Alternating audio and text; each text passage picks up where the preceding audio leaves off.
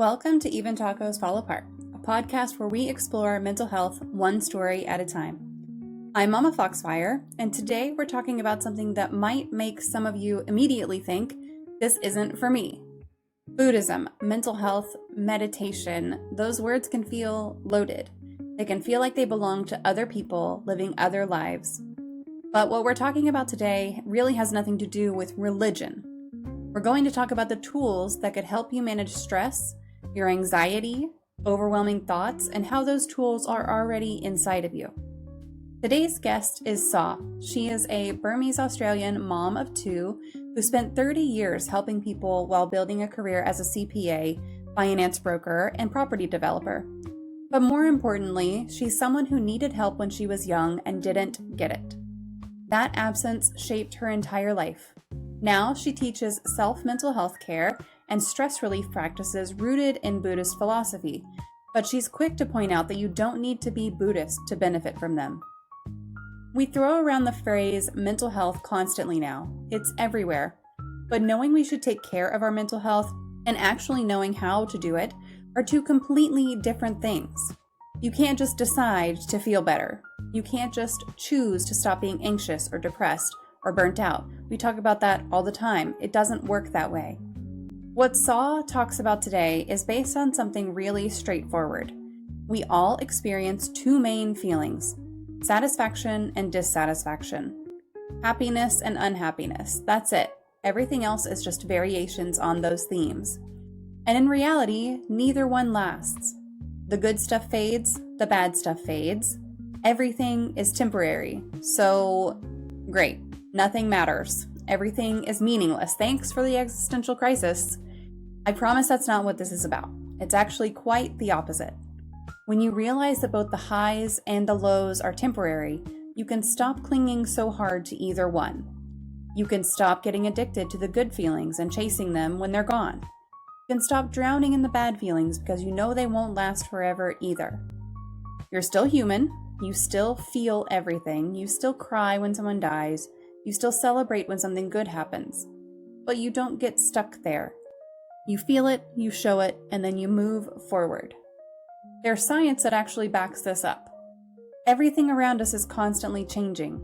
Our bodies, our thoughts, our circumstances, it's all in motion all the time. We're aging every single second, but we only really notice it every 10 years. By the time you feel something, whatever caused that feeling is already in the past. You're reacting to things that aren't even there anymore. So why do we hold on so tight? Why do we replay conversations from 3 years ago? Why do we worry about things that haven't happened yet and probably never will? According to Saw, only about 25% of what we worry about actually comes true. The rest is just our minds running wild with memories and imagination. The practice Saw teaches isn't about sitting cross-legged for hours trying to empty your mind. It's not about chanting or incense or any of the things you might picture when you think about Buddhism. It's really just paying attention to what's actually happening in your head. Noticing when you're getting attached to feelings that don't serve you. Being realistic with yourself. And I'll be honest with you, this kind of work is hard because it's uncomfortable. It requires you to look at yourself without flinching. You have to face facts about your life, your choices, and your reactions, and admit that maybe you're creating some of your own suffering by holding on to things you can't control. But the alternative is staying stuck. It's letting your mental health issues run your life because you don't have any tools to work with them. And I don't know about you, but I am tired of being at the mercy of my own brain. What I appreciate about this approach we're going to talk about today is that it's practical. You don't need special equipment or anything. You don't need to join anything or buy anything. You just need to be willing to look at your life differently. You need to be open to the possibility that the way you've been thinking about things might not be the only way. In our conversation today, Saw shares her own journey. She talks about what it was like to need help and not have it. And she explains how she learned these practices from a monk during COVID and why she's working so hard to make them accessible to people who aren't Buddhist. She even leads us through a brief meditation exercise that's different from anything I've tried before. This episode might challenge some of what you think you know about mental health and healing. It might make you uncomfortable. that probably means you're paying attention.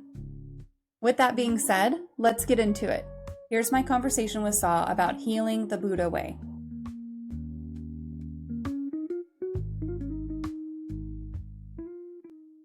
Well, okay, I'm going to start that over. Hello, everyone. Welcome to another Mental Health Monday here on Even Tacos Fall Apart. I'm really excited to be here. Hopefully, technology continues to work.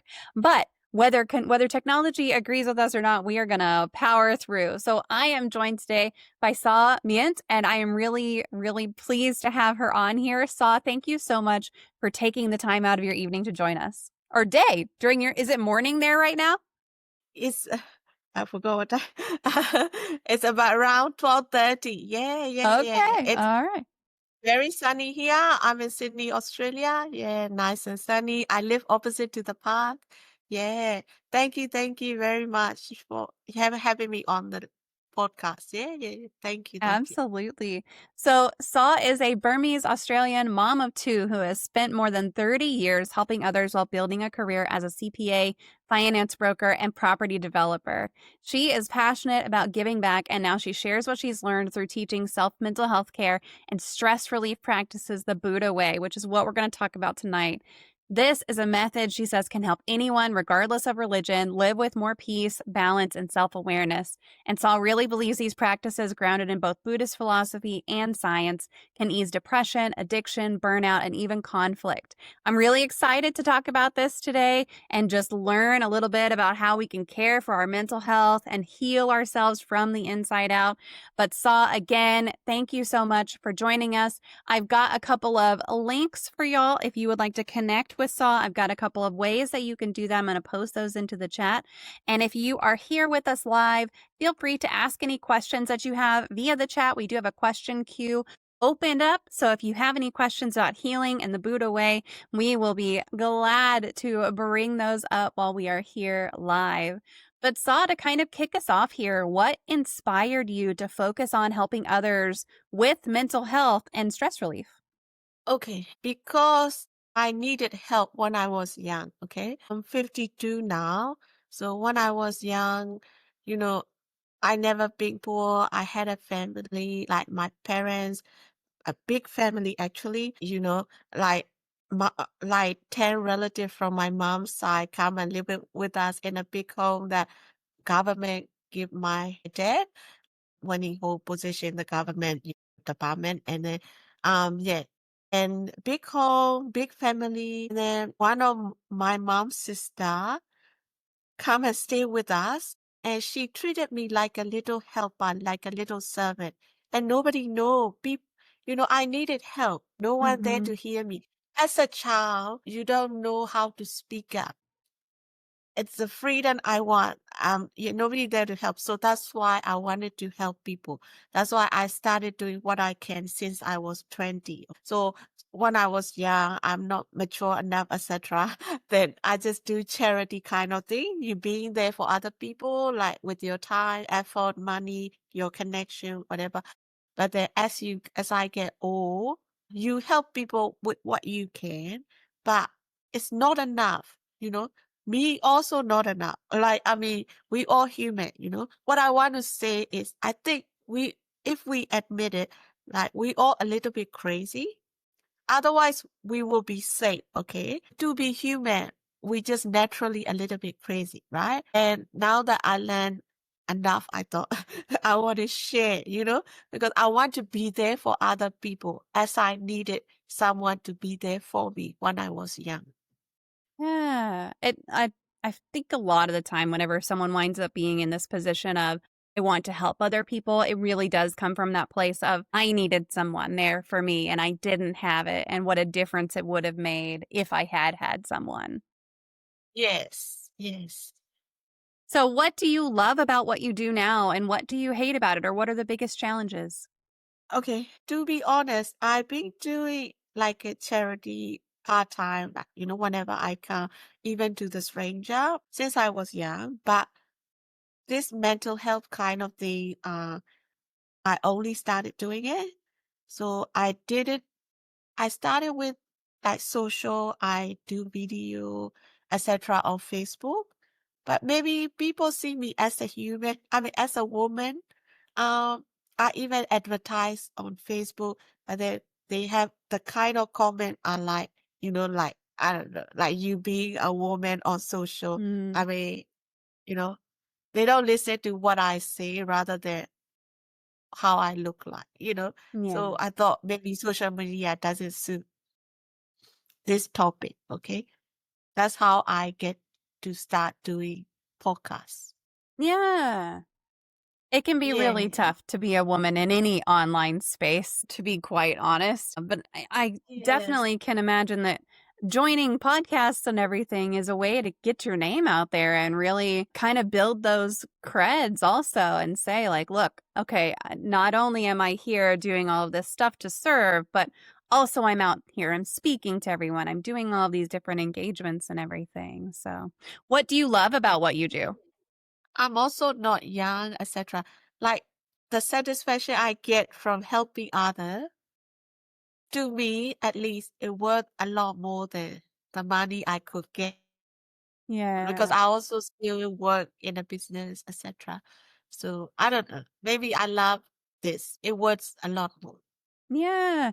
Just that satisfaction of like I helped Yeah, someone. and I helped someone who needed it, and that kind of yeah, self-satisfaction of beyond the money and everything. Not to say money is not necessary because it absolutely is. yes, yes, yes, yes, yes, yeah, yeah. And then if if you are my kind of person, I mean, yeah, I still need the basic needs and stuff, but Sure. I don't need all the accessory, like, yeah, that's not what I mean too much to me. Just helping others, because I needed help. I know what it means, how much it's worth, yeah, Right, right.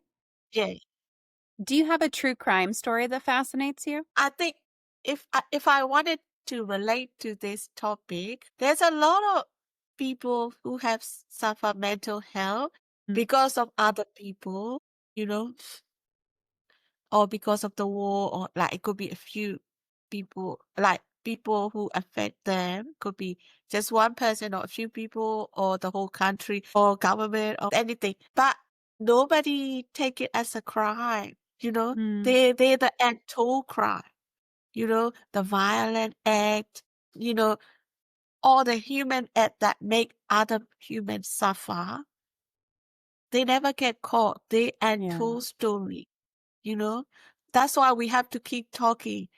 At least people get aware, people problem get solved, Nobody gonna take them to court, It may be hard to prove, Mhm. I think mental health is a big issue. I think even government, medical people, they can't really help because like they can only help if you go to them. A lot of people are afraid to go there. So there's a lot of victim and there's a lot of offender who don't get caught. So Yeah. this is very subjective, gray area, Yeah, that's something and told story that fascinate me. Yeah, and I feel like mental and emotional abuse especially is so hard to prove, and sometimes it's hard to prove even to yourself. Because Yes. you can go, what, there were no marks. Was it really that bad? I read an article one time that was basically that. It was like, was it even that bad? This lady who wrote it, I wish I could remember where it was. I'll have to find it and post it in the Discord or something. But it was like, was it even that bad? And then she goes through all of this stuff that she went through and everything that she had gone through. Well, obviously not everything, but a lot of what she had gone through, it was so similar to what I had gone through. And it was very much just like, oh shit, I really went through all of that. And I came out the other side and now I'm stronger, now I'm better, now I'm healed. But it was a long journey to get there. And looking back, even now, I can still be like, well, was it even that bad? And like the answer is yes. The answer is yes, it was that bad, but it's hard to prove it. If it's that difficult to prove it to yourself, imagine how hard it is to prove it to someone else. So I think that's a great point. Yes. Thank you. Yeah. You mentioned That's you, why we have to do more of this so more people aware. yes, Yes, yes, yeah. yes. And yeah, yeah, just go on. Yeah, yeah. So you mentioned you started helping people when you were 20. What did that look like for you back then? And how has your approach to helping people evolved over the years? Okay, I came to Australia when I was 17, right? And I live with my parents, so I get involved in community. So they back home, we also learn things in English, like at school. And the people, especially people I help, are people who need like a translation. But still help, you need to be there for them, your time, your ability, everything. I didn't have much money to help with my money, more like, not just, translation of the language, like how to deal with people like school or government. It could be immigration department, it could be a school, yeah, things like that. How I started when I start making money, with my money, because a lot of back home, Myanmar, especially people I help, uh well, because they come to me, Burmese Australian or Burmese, because in Myanmar there's no welfare. So I find trusted people over there who are on the world. So I send them money to help people there, like with their basic need, It Yeah. could be food or health, or but there's no welfare. Yeah. So, and then when I was 30 years old, I started to become religious, and then Mm, I also started helping with, yeah, something like this, but in a small way. yeah. Yes. Yeah. Now, how has that journey, the starting to become religious and starting to pay attention to your own mental health, how has that shaped the way you teach and support others now? How it changed over the years. I also work full time, so I do what I can to the people I come across, but they don't have to know me. Like now that I do business, some people are like, I'll help you if I know you. Mm. But it's like, I want to, as long as you need me, you don't have to know me. I want to be there for you. Oh, I If that. you don't come ac Yeah, if you don't come across me, then I can't. Yeah. Uh, and then I have to be also careful with, as I get old, scam and that. I also be careful like that. But then if you genuinely help, and then because I'm a busy mom, I work and I have kids, but I also love helping people, take helping other as a burden. I enjoy it. So whenever I can, even stranger or not, whatever I can do to help. Could be even connection. You need something, I connect you with someone, right connection. I know how hard it is. People over here, they don't need money, but they need my time, my skill, my connection. So it could be anyone I help. Yeah, yeah. Yeah. And then I help with whatever I can. Yeah. And I don't have to know you, and I don't expect anything from you. I feel like But I'm there still are human. Yeah, I'm still human. I don't like some people, I give you this, and they say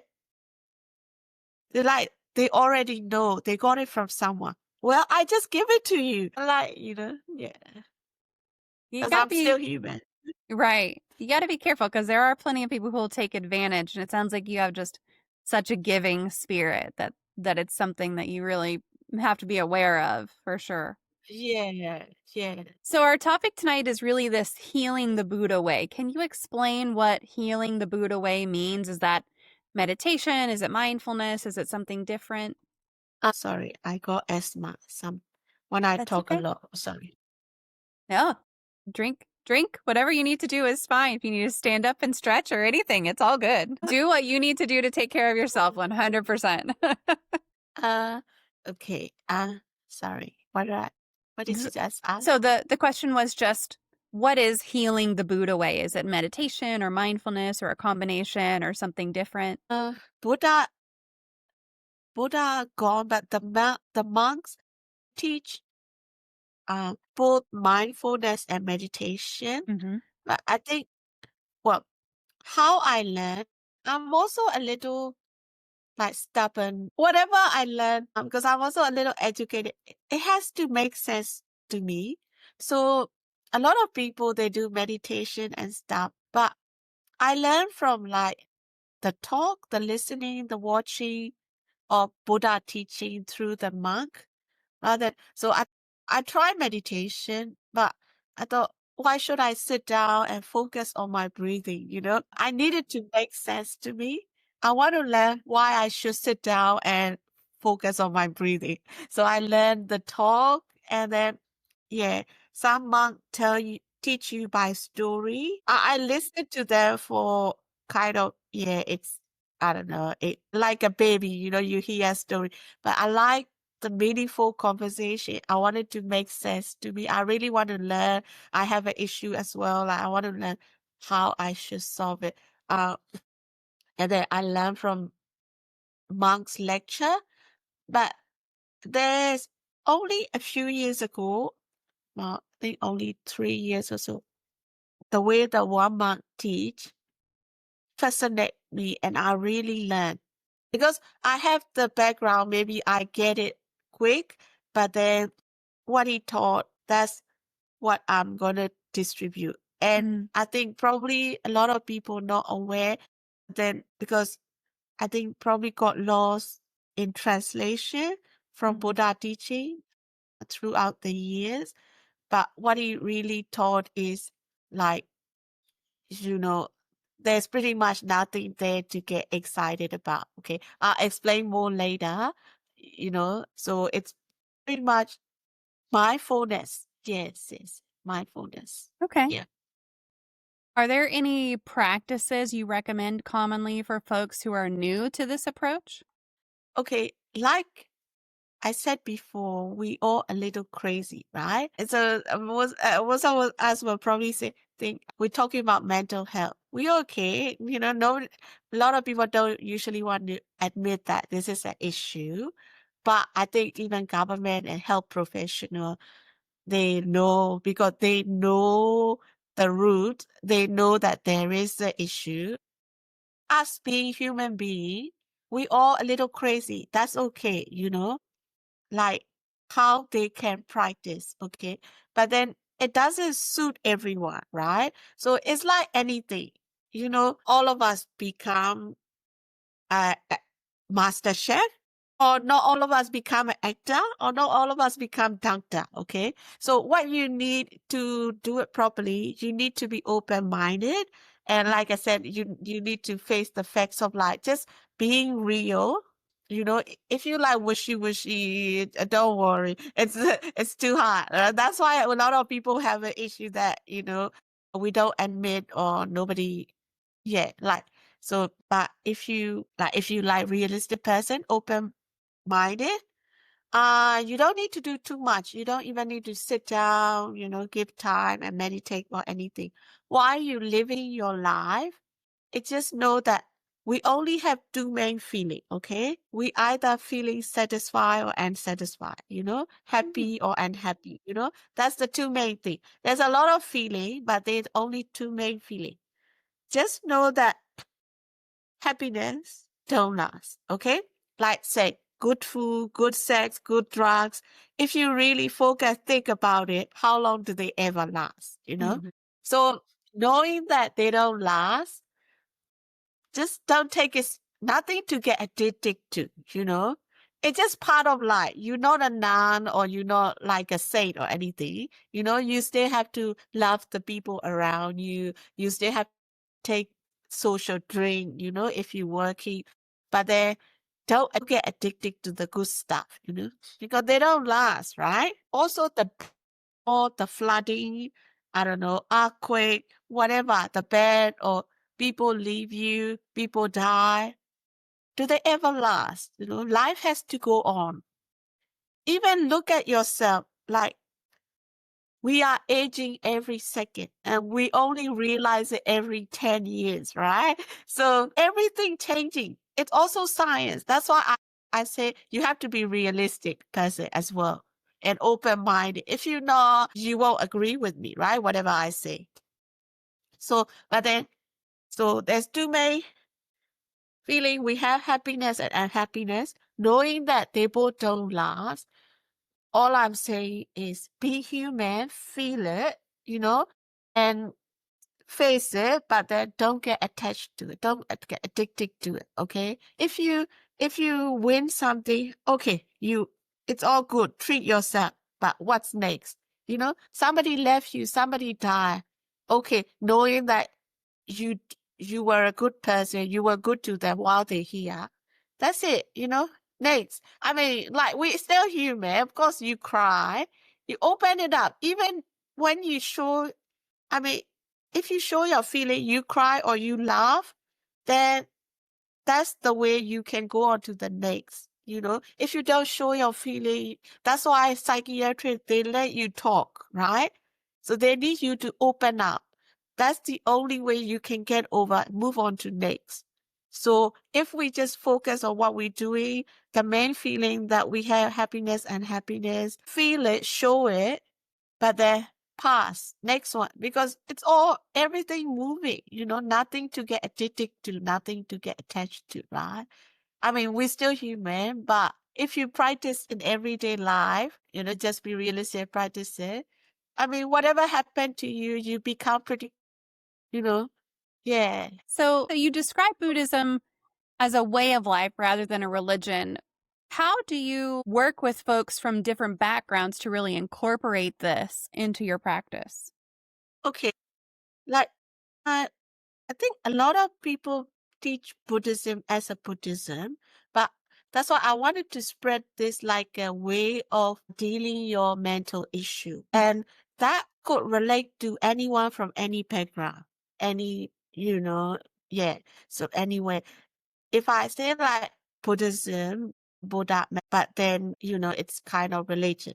But I still want to mention Buddha way because I always appreciate who helped me, you know? Like that's why I mentioned that. That's his way. I don't learn by myself. I'm not that smart enough. I just want to appreciate who helped me. Yeah. See, I live in Australia. Australia government support us. I want to mention that if I take it out there, And I also mentioned science.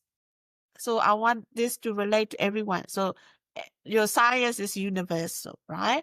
Mental health is universal. So I'm going to try to put it in the way that universal, facing the facts of life. Do you want me to explain what I mean? Yeah, please. Okay, what did I mean? How does it mean to you if I say it like that? I mean, facing the facts of life to me is just like accepting that things are going to happen in life that are out of your control. And then the only thing that you can control is yourself. If you like, that's my just like first blush. That's what that means to me. Yeah, that's what it means. Yeah. Yes. But that's really hard to accept. Like it's really hard Yes. because I've got two kids and one of them just went into college, one of them just moved into junior high.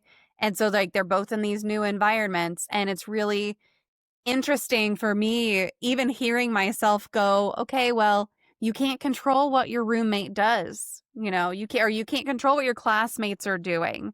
You can only control what you do. And just trying to reiterate those points to them in these new environments, it's really hard to kind of get that through to someone. Yes. The same here. Yeah, getting my kids right.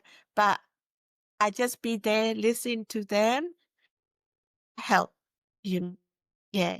Because they're not mature enough, etc. Even us, we all a little crazy, right? So it's like black and white is too hard. That's why it's in front of us, which we don't see it, you know? Yeah, we always look at environment outside of us. We never look inside. And because we're just human, but with time, maturity, you just being there for them, they get it sooner or later. Yeah. Yeah. That's, that's what all psychiatrists do. They just sit there, listen to you, let you speak. They charge you a few thousand. Yeah. I mean, they got to help you process through it. And part of processing through it is saying it, giving voice to it and actually like getting it out of your mind and into the air and making sure that your thinking is correct, right? Like if Yeah. they're the ones trained in identifying, is your thinking correct? Or are you having an issue with your thinking that we need to help you reframe with? But yeah. So you mentioned science also. How do the principles of what you teach align with modern psychology or neuroscience to help with stress and healing? Are there any parts of modern psychology or science that really back what you teach? Oh, yes, science, I know, because I love science since I was young. I like physics. I like physics the best. So what science, okay, I start from this. So what Buddha teach is everything is mind and body, okay? Could be your mind or other people's mind, body, your body or other people's body. Like okay, if you want to learn something, express say, make it simple. That's how you get it. If you think it's so big out there, then you're never gonna learn. So I always make things simple, okay? So yeah, mind and body. So okay, mind is your mind or other people's mind, and body, your body or other people's body. It could be living or unliving, non-living. So there's only two things in the whole wide world, okay? Mind and body, okay? And science say mind and body are moving millions of times per second, okay? Even if it move once, it's already gone. So we always playing catch up. So we have these sensor, okay? Six sense. We've got eyes, yeah, nose, mouth, mind, and body. You know, we all look different, but if you are normal, like we all have these, and if they working, uh, once something touches that, then you feel. But what science say is your feeling have to base on something. But whatever you base it on, everything mind and body, and because it moving so fast, you play catch up. When you feel something, whatever you base it on, already gone. Because it moves millions of times per second, like you aging millions of times per second, and you would only realize it every 10 years, right? So you have those feelings, happy or unhappy, and they based on things that already passed or things that are non-living. Like we smiling at each other, we judging each other on each other reflection, different part of the world. I don't see you. I only see your reflection. You only see my reflection. So the thing that you base your feeling on, they are either non-living or past. So why you get too excited about, things that are not there or non-living thing? Okay. Because we think they are there. That's why we get attached to good food or good sex or good drugs or, you know. So even if you don't see that, the next step down is if you think they are there, then see that it passed, it doesn't last. That's also the next step down. But the root is we having feeling on things that are never there or non-living things. So take it easy, you know. So that's how I learn it. That's how I want to teach it. And I believe it's backed by science in the root that everything is mind and body and they're moving millions of times per second. Even if it moves once, whatever your feelings are based on is no longer there. We having a feeling based on things that are not there. If you look at each second, but Right. we wishy we not, right? But so just know that if you have some kind of belief, you don't need proof all the time, right? Just believe.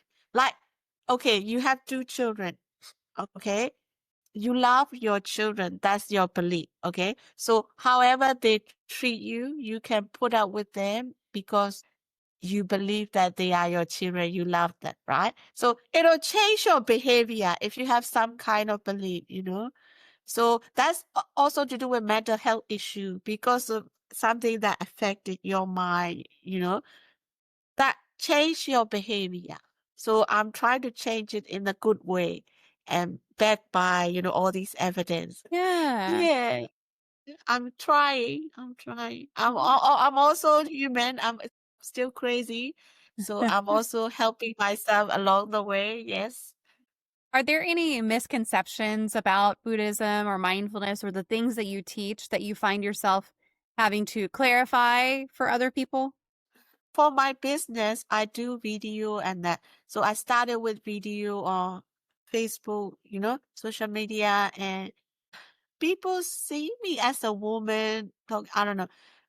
Maybe I don't get to the right people. I think that's why I started with like you also need to have the right mindset.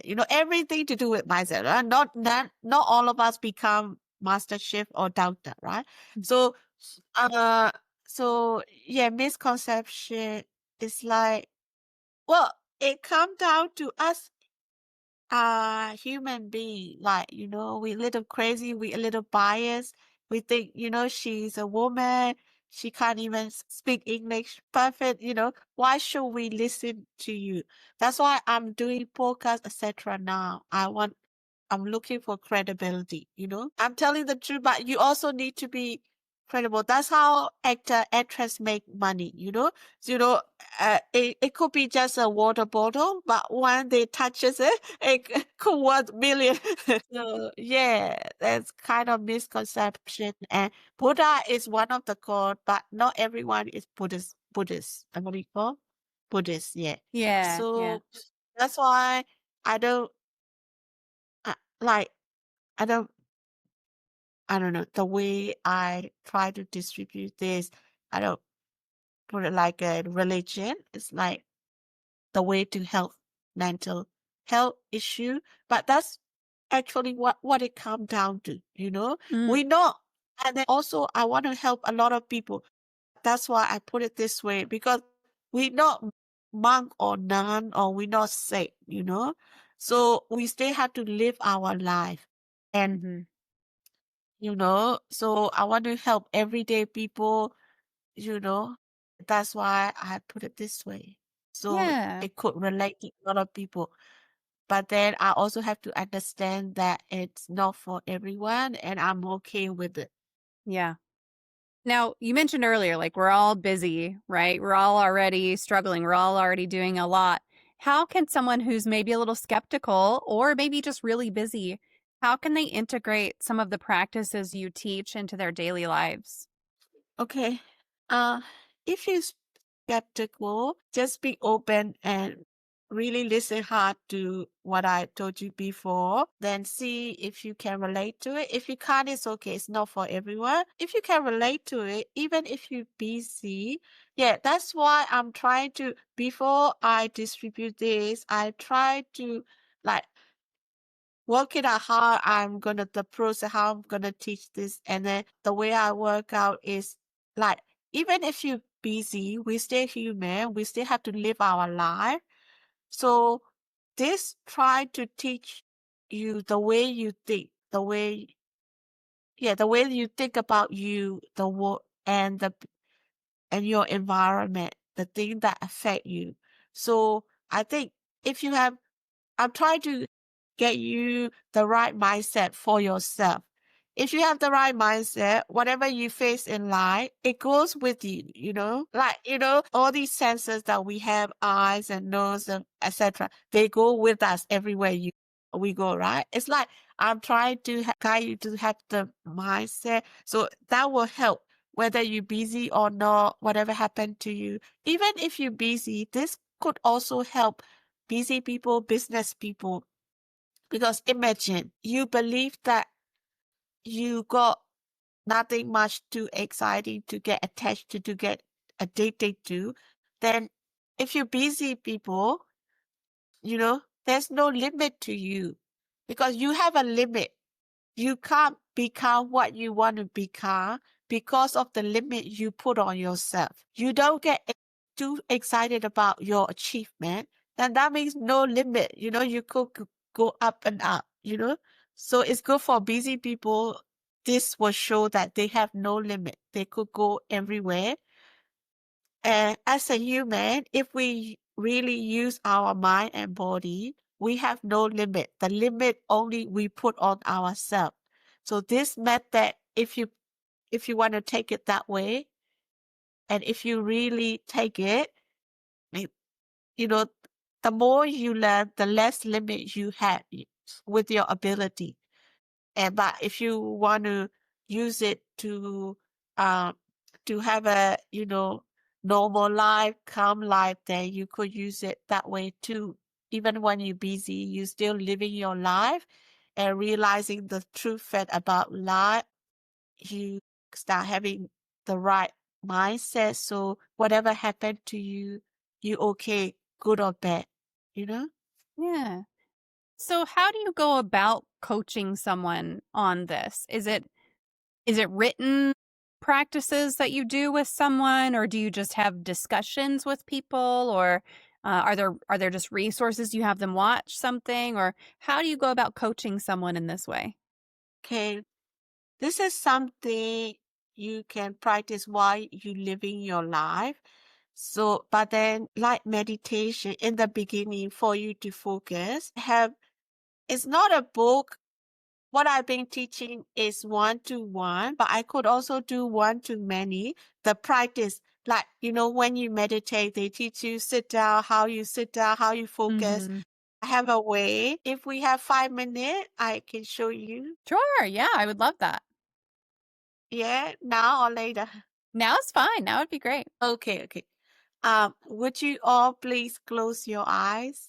Okay. Calm down and see and feel everything that comes to your mind. Not just your breath, I mean everything. Whatever comes to your mind, let it in. Don't judge, just let it in. Whatever you worry, whatever you have to do, whatever you attach to, they all come to your mind. You just focus. Look at yourself. I give you 3 minutes.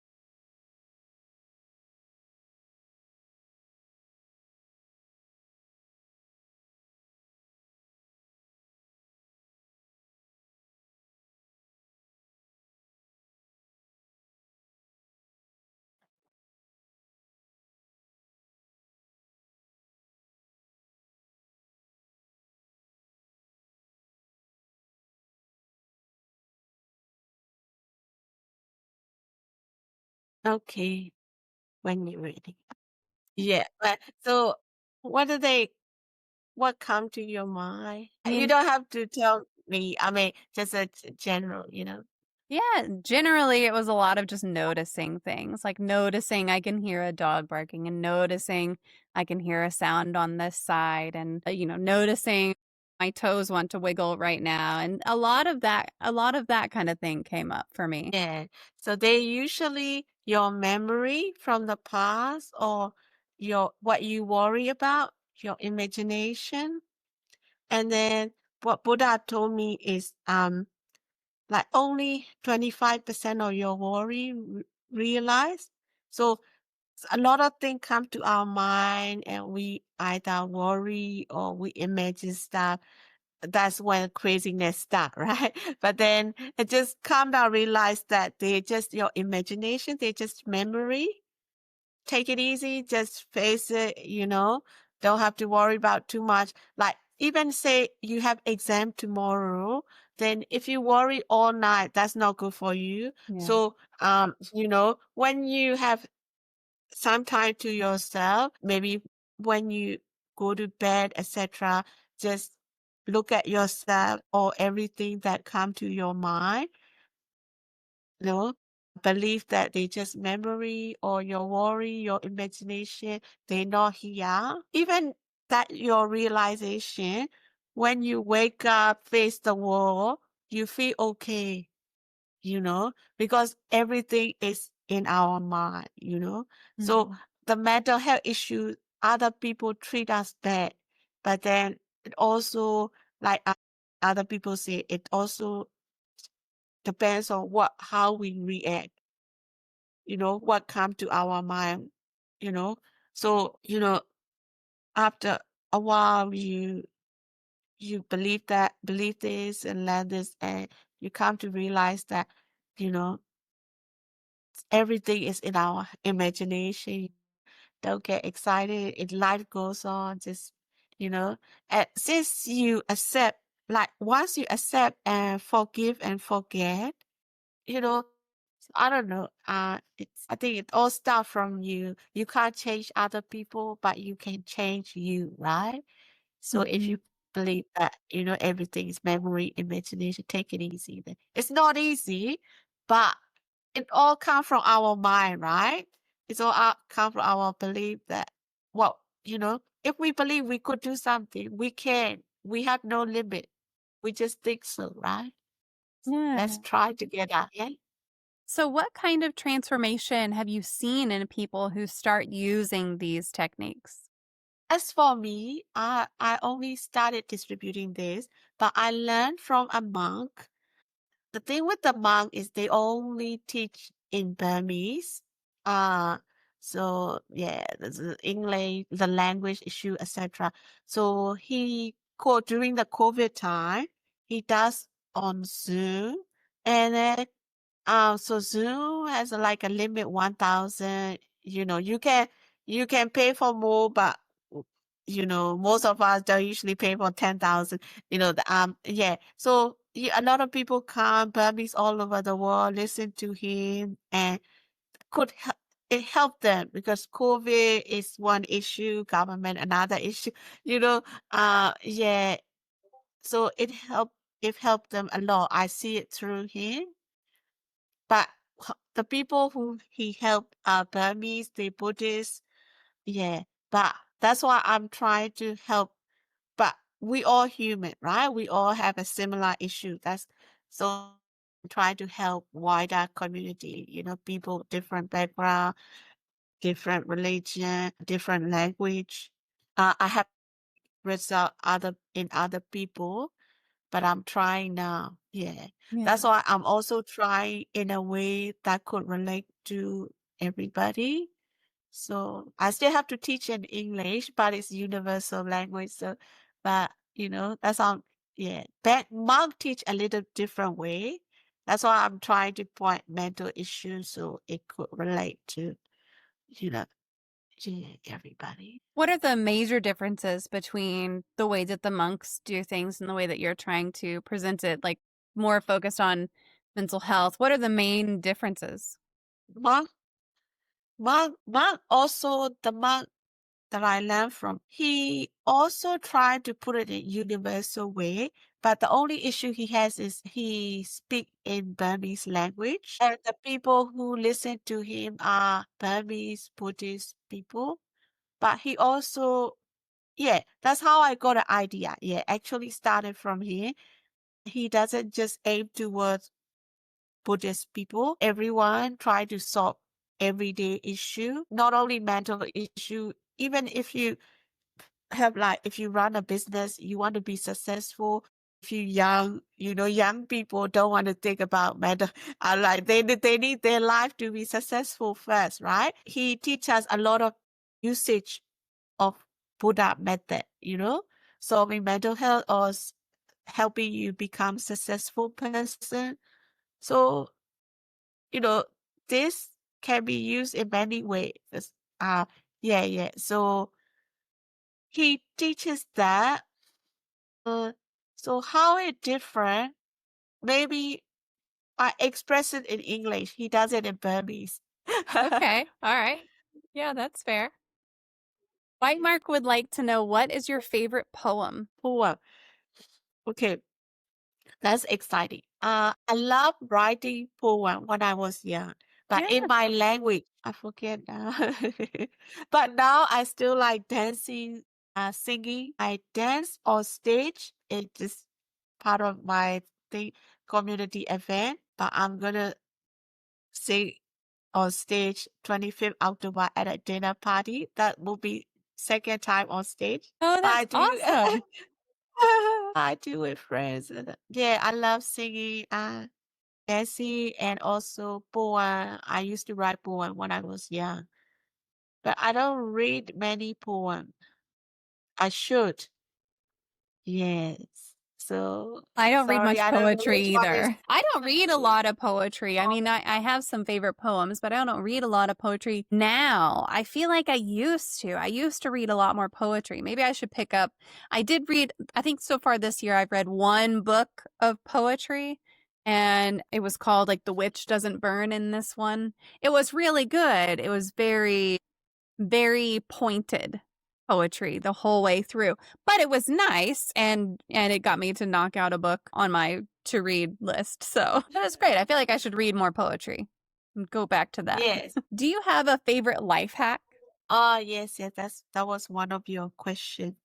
Could be anything, right? Yeah. I just make things simple. I do a lot of things. I got family to look after.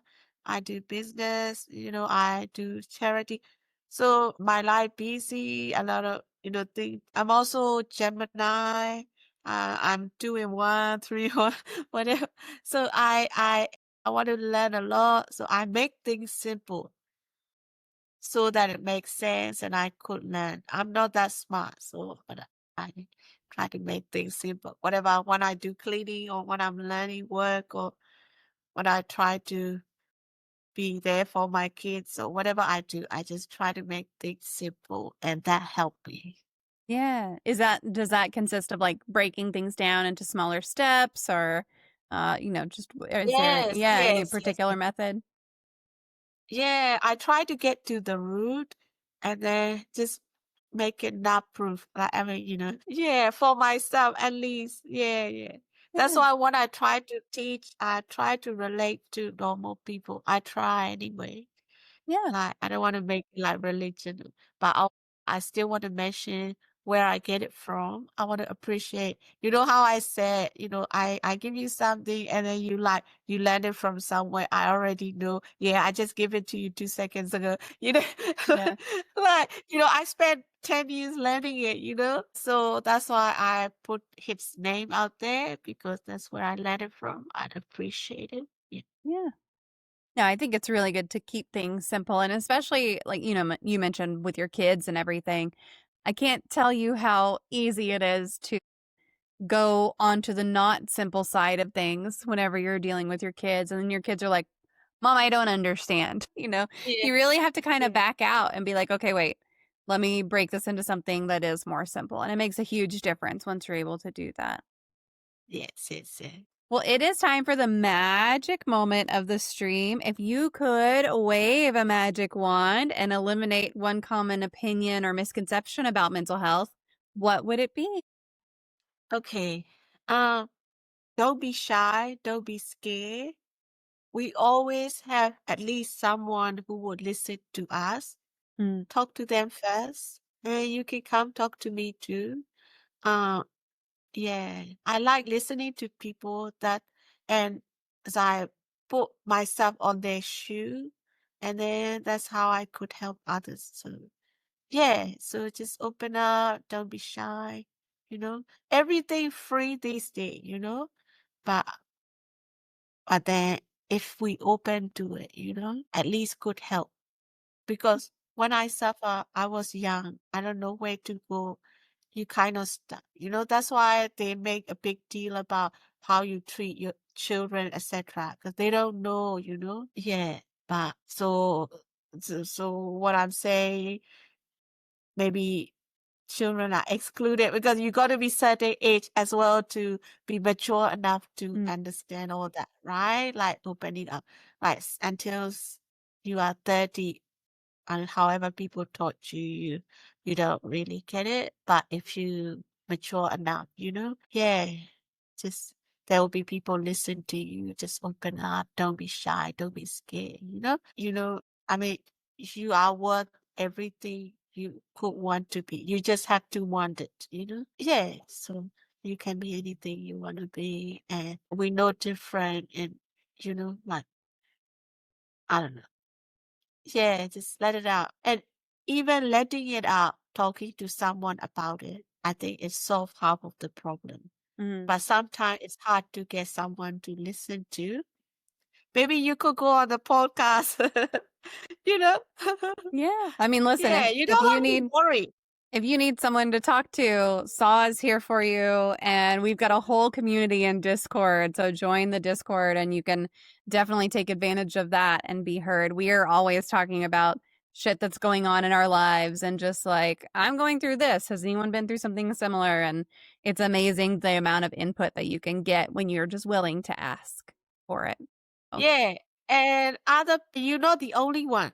A lot of yes. other people are worse than you, you know? Hmm. So, yeah, nothing to scare or shy or, yeah, nothing to be embarrassed about. Yeah. Well, I'm going to post your links one more time so folks who are here can find you again. And while I'm doing that, I'll just give you the mic, Saw. And if you have anything that you want to talk about that we didn't get to cover, feel free to just take it away for a minute while I post these links for you. You asked me lots of meaningful questions haven't even thought of myself. Yeah. Well, thank you It's so very much. nice talking to you. You being there, listen to me. I mean, I'm also trying to open up to you, right? It helped everybody also help me. Like I said, we all a little crazy. Otherwise, we all be sane, you know? Yep, that's true. And none of us are a saint. That is absolutely not what's happening here. Well, thank you so much, Saw. I appreciate you sharing your time with us tonight and just thanks for being here. Thank you. Thank you. Yeah, it really means a lot to me. Yeah. Okay, folks who are here, give me just a minute. I will be right back. I'm going to throw the puzzle up on the screen. So if you want to work on that puzzle, exclamation point puzzle should get you the current link. But I will be right back. Stick around. That was our conversation about healing the Buddha way. And honestly, I'm still sitting with a lot of what Saw said. The idea that we're all a little crazy resonated with me hard. We spend so much energy trying to convince everyone, including ourselves, that we have it all together. But the truth is, nobody does. We're all working with our own version of broken. We're all carrying something. What struck me most about this conversation was how practical this approach is. Saw is not asking you to change your whole life or adopt a new religion. She's saying pay attention to the two main feelings you experience, satisfaction and dissatisfaction, and notice that neither one sticks around. When you really absorb that, it changes how you react. Think about the last time something really good happened to you. Maybe you got a promotion, or your kid did something that made you proud, or you finally finished that project you'd been working on forever. How long did that feeling last? A few hours? A few days? And then life just kept going and you were on to the next thing. Now, think about the last time something terrible happened. Someone hurt you. You failed at something important. You lost someone or something you cared about. In that moment, it felt permanent. It felt like you'd never feel okay again. But here you are, still going, still getting up every day. That's what Saw means when she talks about nothing lasting. It's not nihilism, it's reality. And when you stop fighting that reality, when you stop trying to hold on to the good stuff and push away the bad stuff, you create space to actually live your life instead of just reacting to it constantly. I've been thinking a lot about what she said during that meditation exercise, when she told us to just notice everything that came to mind without judgment.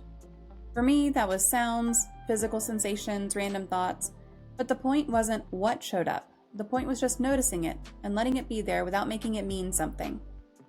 We do that all the time. We take a thought or a feeling and we build this whole story around it. We decide it means we're failing or we're not good enough or something's wrong with us. But sometimes a thought is just a thought. Sometimes anxiety is just your nervous system doing its thing. It doesn't have to become your whole identity. Saw also talked about how most of what we worry about is either memory or imagination. Only 25% of our worries actually happen. I don't know about you, but that number kind of blew my mind. 3/4 of the mental energy I spend on worry is completely wasted on things that will never happen. That's a lot to think about. So, how do we actually apply all of this? What do we do with it? Start small.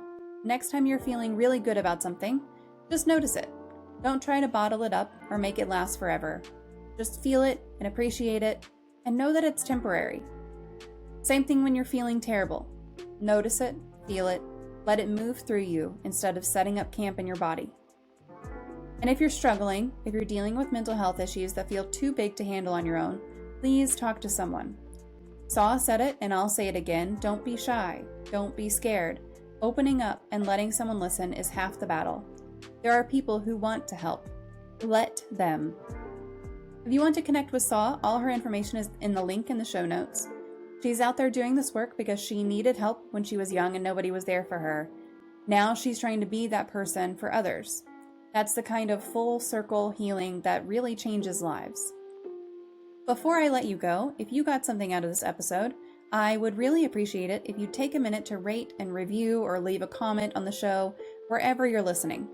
That engagement helps other people find Even Tacos Fall Apart. And if you know someone who might benefit from hearing this conversation, share it. Mental health is one of those things we all deal with, but we don't talk about enough. Let's change that. Subscribe if you haven't already. I drop new episodes every week, and we cover everything from trauma to addiction to just trying to survive everyday life without completely losing it. Thanks for being here. Thanks for listening. And remember, we are all just trying to hold it together, but even tacos fall apart.